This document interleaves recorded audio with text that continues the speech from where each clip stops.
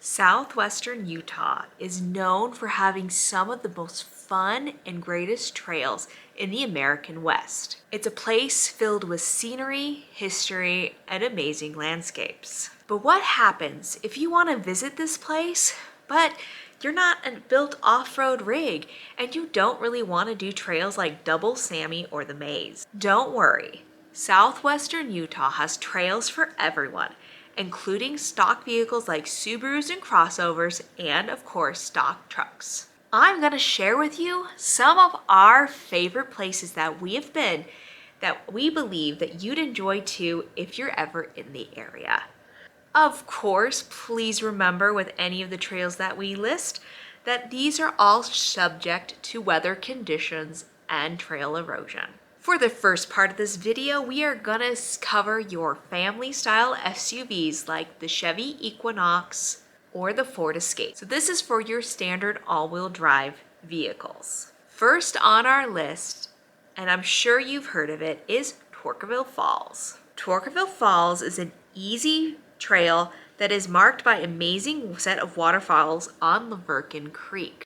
It begins in the town of Torquerville, just north of St. George off of Highway 17. The beginning part of this journey is a dirt or gravel road. Once you pass the OHV parking lot, that's when things get a little bit more interesting. There are a few rutted out areas where tire placement becomes key, but when we visited, we were driving a 2021 Chevrolet Silverado Trail Boss, and behind us was a stock Suburban.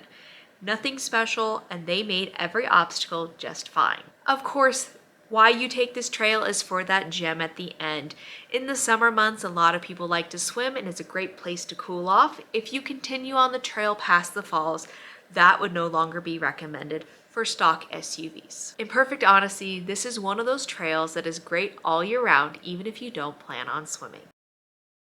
Next on our list is a trail called Goldstrike. Now, Goldstrike will take you about 6,000 feet above sea level for some amazing views, and it'll also lead you to an old gold mine. To head to this trail, you start north of the town of Gunlock, and then you turn on the road of Tobin Wash. Along the way, you'll see the top of Square Top Mountain, where a famous B-52 crashed in 1983. You'll also see views of the surrounding area, and of course the famous Goldstrike mining area. This area is no longer supposed to be explored, so stay on the main road since it is privately owned. The difficulty is this road may be impassable when it is wet. However, as long as you are comfortable on shelf roads, the difficulty is easy. This trail, since it goes into higher elevations, is only recommended in spring, summer, and fall, unless snowpack restricts the area. Next is the Silver Reef mining area. Now this will require you to use Gaia Maps or Onyx Off-Road to navigate your way around, but there are several mining roads around the Silver Reef area that will lead you to some of the other mining features that are harder to see unless you hike to. Now, the trails in here do get rather narrow, so if you are in a full-size truck, be prepared for scratches. But other than that, we didn't really have any obstacles besides a minor stream crossing. It was fine for our vehicle. Now, if you're not afraid of a little bit of sand, we also recommend Lone Pine Arch. This is a fun side trip off of that Goldstrike mining area as you're driving back towards Gunlock. This trail is navigable by any all-wheel drive vehicle as long as you air down your tires depending on sand conditions. Now in this area, if the sand is hot, it'll make it harder to drive through. We do not recommend that for small SUVs. Now if you go in the morning, the sand will be cool, or after a rain, it will also be cool and make the sand more manageable.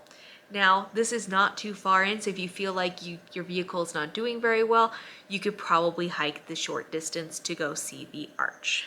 Our last destination for stock smaller SUVs is going to be the Warner Valley Dinosaur Tracks. Now, the road that goes to the Warner Valley Dinosaur Tracks is pretty much just an easy, wide gravel road. And to get to the parking lot, there's a few little dips, but there's nothing too major. It was honestly We didn't really notice them. When we went to this site, we were in a 2022 Toyota Tacoma. On the way to the dinosaur tracks, you'll have the opportunity to see Old Fort Pierce and some petroglyphs if you decide to stop on that side trip, which we highly recommend you do. We have a separate video available in the description if you want to know about that famous fort and why it's there. That is it for your standard stock SUVs. Next, we're going to move on to something that needs a little more ground clearance. This second set of trails is for vehicles that have a little more ground clearance, but we're not talking extremes here. We're talking about your standard Subaru Wilderness or just your plain Jeep Grand Cherokee. One of our favorites, and we're going to kick off this segment because I feel like it's a trail that's just, it's hard to find, but it is Painted Arch. So Painted Arch is located in the Babylon Mills area west of Herkin, Utah. This arch is off the beaten path and will require sand wheeling. And if you have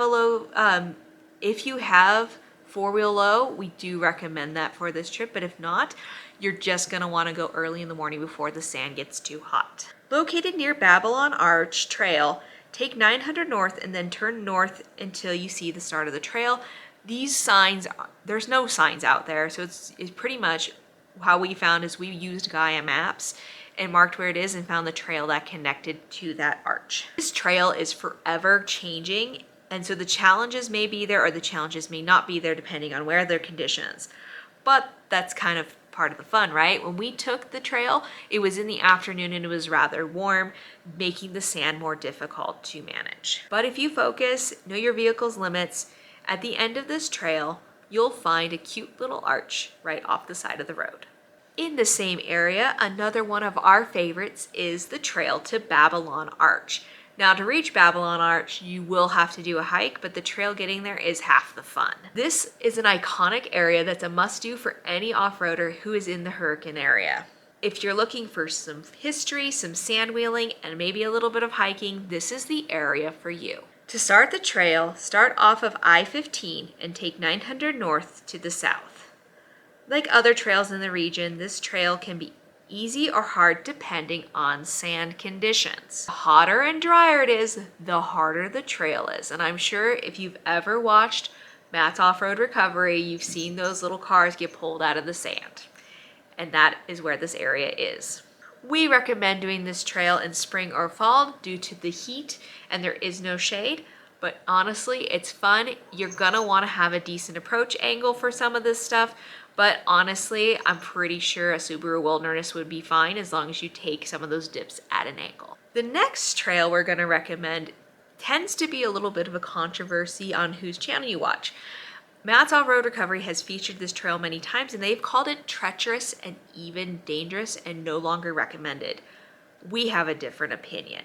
And the trail we're talking about is the Honeymoon Trail. This is a trail that's full of history and really tells you what the St. George Hurricane area is all about. The trail was used by the LDS Church as a way to make it to the temple in St. George, Utah to get married, aka the Honeymoon Trail. There's a sign at the beginning of this trail that will give you all the history in detail and even some quotes from some of the pioneers who went on it. To reach this trail, go south of Hurricane, Utah on the Arizona Strip Road. Before you know it, there's a sign that takes you up a steep gravel road, which will eventually just be dirt. This trail is mostly loose gravel and it does require higher ground clearance if you're not careful with your tire placement.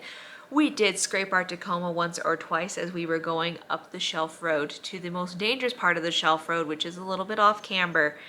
But if you have a longer wheelbase, this doesn't feel so sketchy as it does if you're a shorter wheelbase. And the main feature besides the history is the higher you climb, the better the views.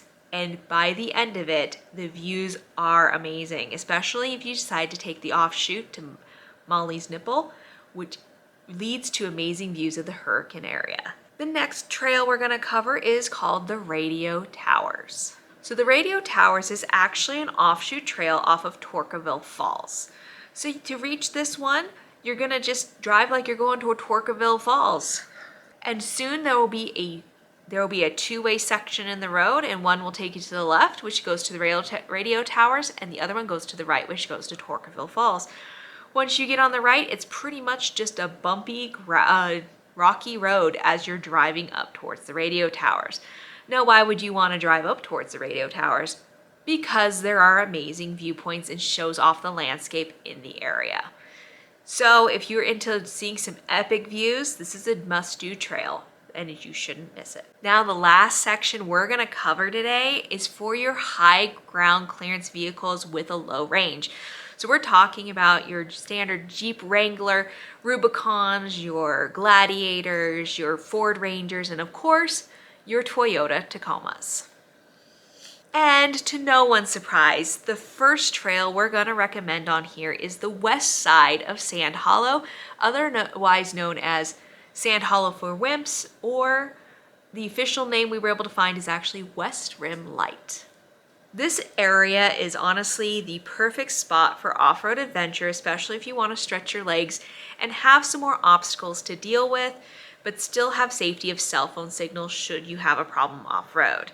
Now, if you do the west side of Sand Hollow for Whimps, which if you get those GPX tracks, do not do the beginning part of the GPX tracks. Go south and then go up from there, because if you try to do the original GPX tracks on that one, that will lead you to the dilemma we had here. I'm saying drive forward. Turn driver. And now turn.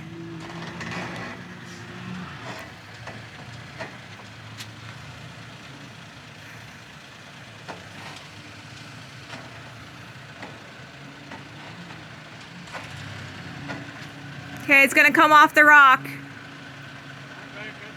I think you could back up a little more, so if you turn your wheel, it's completely...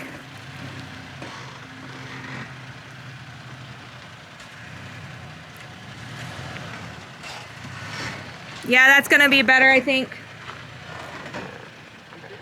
Okay, your tire's coming off in the front. Okay, you're about to touch on the bottom. You're okay. Oh.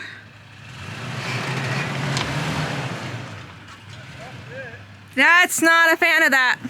And as you can imagine, that was not a fun experience, and so we do recommend going south, and then you'll be able to climb up to the Whimps Trail without the possibility of damaging your vehicle. Now, if you have a shorter wheelbase, you might be able to climb that, have a go at it. It's definitely something that is more on the extreme level of a stock vehicle. What's great about this trail is there's some bypasses for some of the harder obstacles, and you do get to see a lot of those iconic rock formations as you go through it.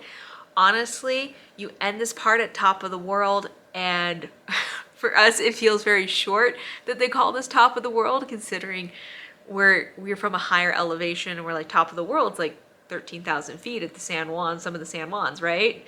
But no, this is their top of the world, but it does give you an amazing view, and especially of those epic sand dunes. Overall, to do the trail, you just need to be able to pick good lines, air down your tires a little bit, and have a good time. And of course, the second one we're covering is the East Rim area. And of course, we're going to be sharing with you the light version from the Sand Hollow for Whimps.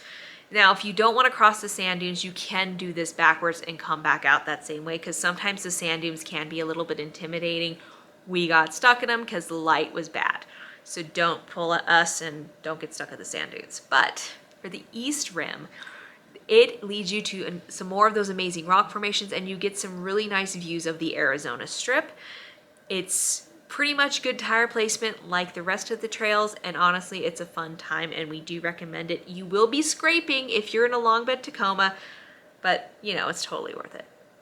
So we are gonna go out of the hurricane area for number 3, and we are gonna go to Red Canyon Loop, which is northwest of St. George, Utah. So what's fun about this trail is that if you take the north way in, you can make this super easy and almost car worthy. Or SUV worthy. So the first SUVs that we were talking about at the beginning of this video. But if you want a little more of an adventure, you can go from the south and make this an entire loop instead of an in and out trail. And that will lead you to some rocky hill climbs. You'll also be able to get to some shelf roads, which are super fun. And honestly, just like every trail listed in here, you get some amazing views. This one does eventually lead you to some petroglyphs that they call the birthing cave. That is it for our list. We still have so much more exploring down there, so if there's trails that you think that your stock vehicle could do that you should recommend, please put those in the comments down below. We hope that everyone watching found this list useful, even for non-off-roaders. There's so many things you can see even if you're in your family SUV, and you shouldn't let that limit you to where your adventures can take you. Southwestern Utah is an amazing place, and it has adventures just waiting for you. So if you've never been there, you should probably start planning your trip now, because it's a place that you'll want to come back to several times. And we haven't even covered the national parks. This is just off-roading. There's so much to do in southwestern Utah. Trust me, you'll just keep coming back for more. To help guide you on your journey, we'll also be including some of the GPX tracks from our journey on our website as I have time to put them up. So they might not be up yet, but they will. We hope you enjoyed the video, and we hope you like, subscribe, and share this information with your friends. We hope to see you out there adventuring soon. But bye for now.